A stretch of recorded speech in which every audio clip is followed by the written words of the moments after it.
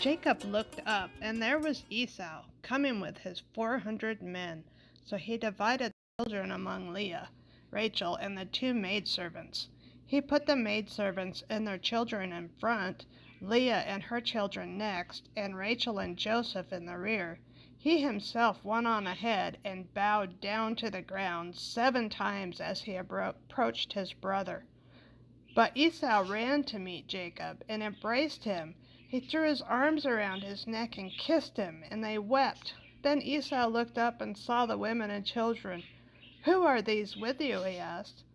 Jacob answered, "They are the children God has graciously given your servant."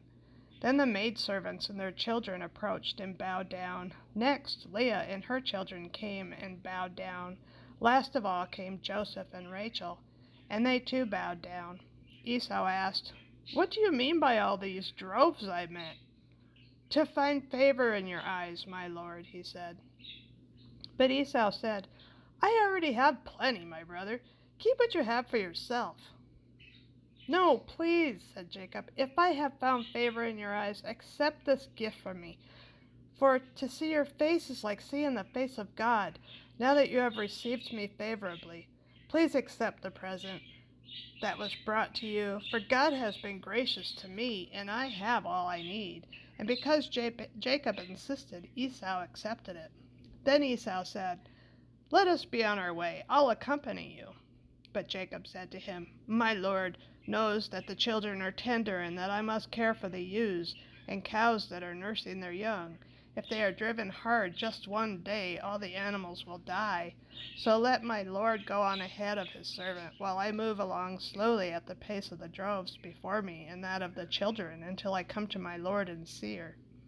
Esau said, "Then let me leave some of my men with you."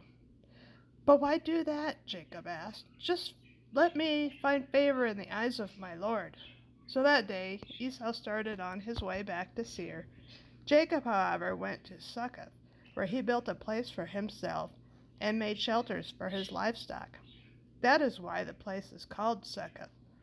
After Jacob came from Paddan Aram, he arrived safely at the city of Shechem in Canaan and camped within sight of the city.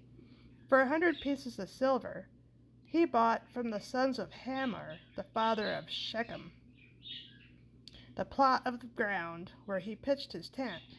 There he set up an altar and called it El Elohe Israel. Now Dinah, the daughter of Leah, had borne to Jacob, went out to visit the women of the land. When Shechem, son of Hamor the Hivite, the ruler of that area, saw her, he took her and violated her. His heart was drawn to Dinah, daughter of Jacob, and he loved the girl and spoke tenderly to her. And Shechem said to his father Hamor, "Get me this girl as my wife." When Jacob heard that his daughter Dinah had been defiled, his sons were in the field with his livestock, so he kept quiet about it until they came home. Then Shechem's father Hamor went out to talk with Jacob. Now Jacob's sons had come in from the field as soon as they heard what had happened. They were filled with grief and fury because Shechem had done a disgraceful thing in Israel by lying with Jacob's daughter, a thing that should not be done. But Hamor said to them, "My son Shechem has his heart set on your daughter. Please give her to him as his wife. Intermarry with us, give us your daughters, and take our daughters for yourselves. You can settle among us. The land is open to you. Live in it, trade in it, and acquire property in it." Then Shechem said to Dinah's father and brothers, "Let me find favor in your eyes, and I will give you whatever you ask. Make the price for the bride, the gift I am to bring, as great as you like, and I'll pay whatever you ask me. Only give me the girl as my wife." Because their sister Dinah had been defiled, Jacob's sons replied deceitfully as they spoke to Shechem and his father Hamor. They said to them, "We can't do such a thing. We can't give our sister to a man who is not circumcised. That would be a disgrace to us. We will give our consent to you on one condition only, that you become like us by circumcising all your males. Then we will give you our daughters and take your daughters for ourselves. We'll settle among you and become one people with you. But if you will not agree to be circumcised, we'll take our sister and go." Their proposal seemed good to Hamor and his son Shechem. The young man, who was the most honored of all his father's household, lost no time in doing what they said, because he was so delighted with Jacob's daughter. So Hamor and his son Shechem went to the gate of their city to speak to their fellow townsmen. "These men are friendly toward us," they said. "Let them live in our land and trade in it. The land has plenty of room for them. We can marry their daughters, and they can marry ours. But the men will consent to live with us as one people only on the condition that our males be circumcised, as they themselves are. Won't their livestock, their property, and all their other animals become ours? So let us give our consent to them, and they will settle among us." All the men who went out of the city gate agreed with Hamor and his son Shechem. Every male in the city was circumcised. 3 days later, while all of them were still in pain, two of Jacob's sons, Simeon and Levi, Dinah's brothers, took their swords and attacked the unsuspecting city, killing every male. They put Hamor and his son Shechem to the swords and took Dinah from Shechem's house and left. The sons of Jacob came upon the dead bodies and looted the city where their sister had been defiled. They seized their flocks and herds and donkeys and everything else of theirs in the city and out in the fields. They carried off all their wealth and all their women and children, taking as plunder everything in the houses. Then Jacob said to Simeon and Levi, "You have brought trouble on me by making me a stench to the Canaanites and Perizzites, the people living in this land. We are few in number, and if they join forces against me and attack me, I and my household will be destroyed." But they replied, "Should he have treated our sister like a prostitute?"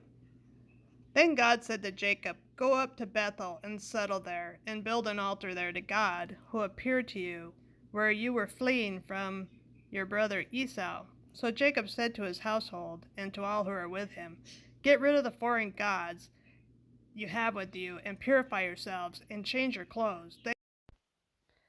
Then come, let us go up to Bethel, where I will build an altar to God, who answered me in the day of my distress, and who has been with me wherever I have gone." So they gave Jacob all the foreign gods they had, and the rings in their ears, and Jacob buried them under the oak at Shechem.